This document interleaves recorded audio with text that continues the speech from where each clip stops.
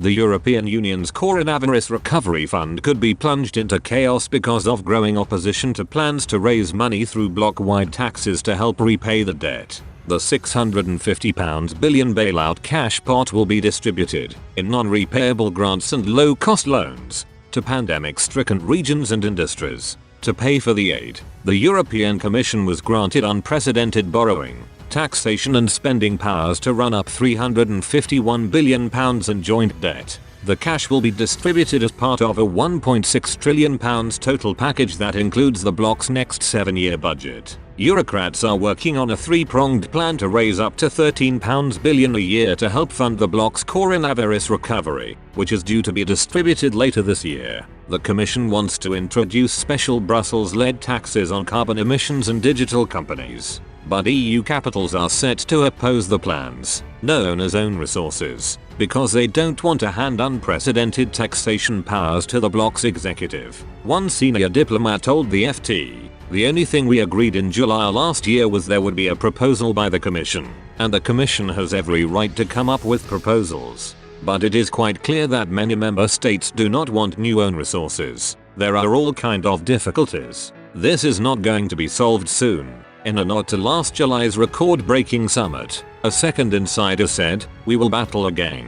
We are thinking about it very much. The row over the own resources is expected to reopen the rift between so-called frugal countries, the Netherlands, Denmark, Sweden, Austria and Finland, and those capitals that support handing Brussels more powers." French President Emmanuel Macron, one of the architects of the plan, is expected to call for more EU-wide taxation to pay for the fund. After the initial fund was announced, he hailed the agreement as the biggest jump in EU integration since the euro was introduced in 1999, whereas Dutch Prime Minister Mark Rutte was rounded on for sticking up for his domestic voters opposing the creation of a common debt fund and the flow of funds from richer Northern European taxpayers to their neighbours in the south. The deal was thrashed out without a single public vote being cast after almost 100 hours of acrimonious negotiations between EU governments. The deep divisions among member states are expected to linger for years to come as future plans are drawn up to start repaying the EU's new collective debt after 2028.